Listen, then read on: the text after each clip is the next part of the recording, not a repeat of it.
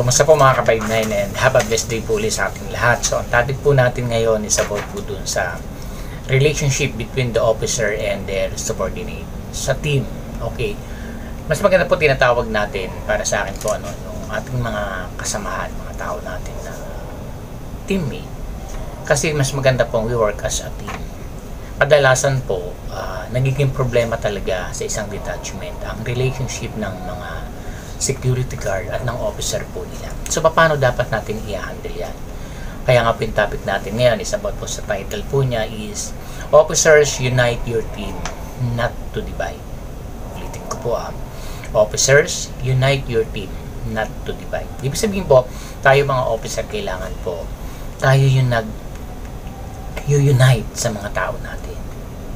Hindi tayo yung naghahati-hati.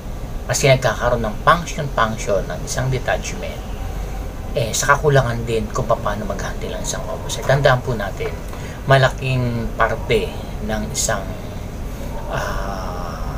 detachment or area or post ang mga officer.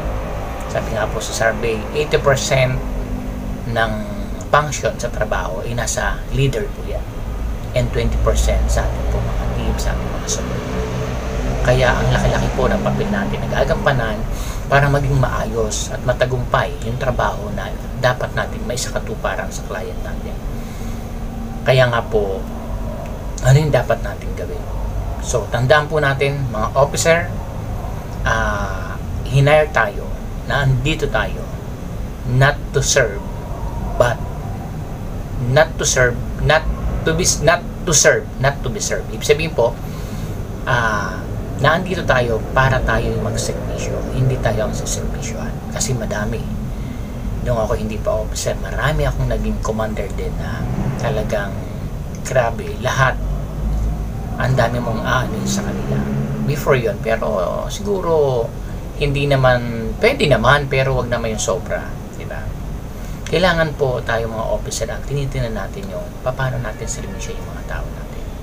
Ano yung gagawin natin? Kaya tayo hinire para sa kanila. Hindi ka hinire para ikaw ang pagservisyohan ng mga tao mo. Para pati pagkain mo, merienda mo, pagkape. Siguro yung mga coffee break na yan, gate naman, di ba? Titiplahan ka ng ng assistant mo, SIC mo, okay yun. Pero yung lahat na lang, pati pagkain mo, papahugas ka ng plato, lahat na lang siya. Parang hindi naman akma. So, kanya-kanya tayo ng parang, pero wag po natin sana ganun. Kasi magkakaroon ng malaking impact dun sa mga tao natin.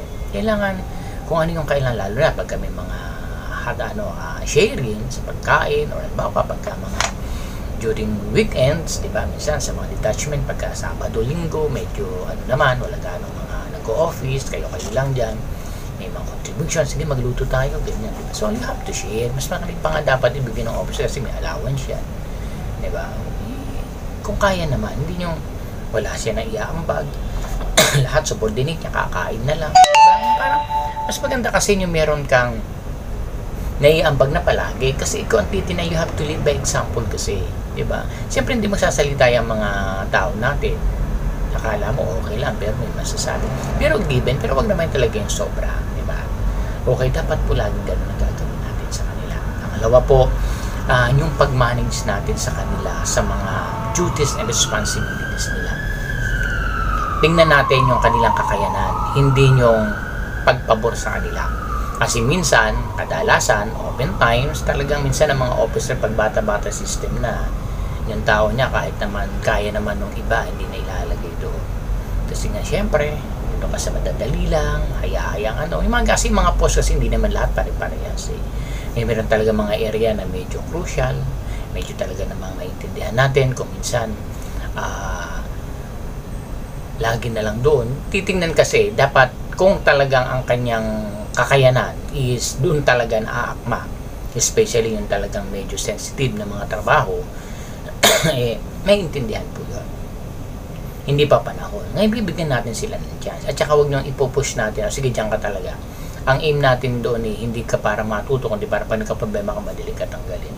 Nainis kasi ako sa iyo, hindi mo ako pinagbigyan ng mga ganito, diyan ka ilalagay. Dapat po hindi. Aalisin natin yung personal na intention natin sa mga ganyan. Kailangan i-ano natin to sa parte ng trabaho na para mag-grow sila. Tandaan po natin, anuman ang nangyayari dun sa ating mga subordinate, magre-reflect po sa ating mga officer yan. At malaking impact sa agency yan. At higit sa lahat sa client. So, kailangan ikaw talaga manatili. Kailangan po ano natin is mapaayos ang guard natin, mapabuti yan. Ang reflect niya sa ating mga officer, sabihin na mamanage natin ang tama. Diba? Kahit ano pa yan, miski mali sila at nagka-problema, hindi mo na i-handle yan, officer pa rin po ang may problema dyan.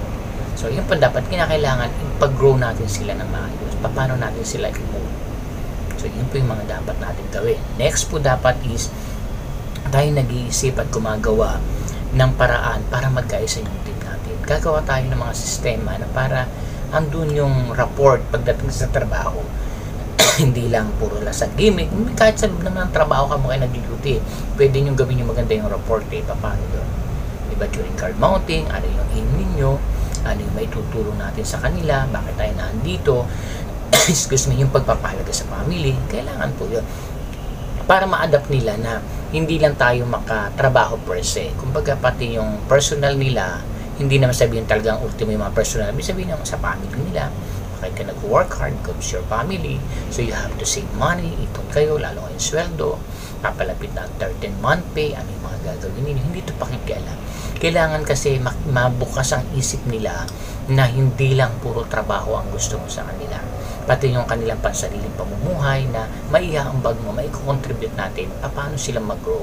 Kasi kahit tayo nandito, di ba, para sa family natin. Ano yung dahilan? Ano yung pamamaraan? Pwede kayong mag-ipon, tuturuan natin sila, ano yung pwedeng gawin. Kasi ano nila yan, kasi marami po ako naging security personnel din na na-handle ko na tinuturuan ko. Mag-save kayo, gumawa kayo ng paraan, magtulong kayo mag-partner sa buhay na para hindi man kayo aalis sa pagiging security, makaalwa ba sa mga kautangan yan. Kasi nga po sunod na vlog ko nagkagawa ko ng content about sa 13-month pay kasi siyempre ang mga security papalapit na po talaga yan, kaya kailangan paano mo i-handle yan kasi that is your hard money. Okay, so may tabit po tayo dyan sa susunod po. So yun po yung kailangan natin para maramdaman nila na meron kang malasakit sa kanila, hindi lang kasi anuhin natin yung mga tao natin as one family tayo. Kumbaga ikaw yung pinakamagulang nila na nag-guide sa kanila, kahit sabihin mo may edad pa sa'yo, kasi ako marami na akong security person na until dati na mas may edad sa akin ng dihamak, pero I'm not losing my position para sila pagsabihan na lang ng ganon, respeto na naandun pa rin na kahit sabi mo naiinis ka na talaga, kulit-kulit, may katigasan ng ulo, pero hindi mo pa rin pwedeng pagsabihin kasi siyempre sa edad na lang, di ba? Yan natin, nga naman sabihin mo yung mga bata sa'yo, hindi pa din. Pero iba pa rin yung paghantay sa medyo may edad mga office na siyempre paggalang na lang, di ba? Yun yung ano dun ngayon sa mga medyo ano pa, kaya masabihan ng medyo ikaw nakakatanda, pero pag naman yun talaga naman hindi na magaganda yung term na ginagamit mo, yung nag-PPI ka na, yung kung ano, wag pa naninigaw ka na, hindi. Kumbaga, you have to control your emotion pa rin para maramdaman nila na hindi lang dahil officer ka, kaya ganyan ka, hindi. Andun yung naandyan ka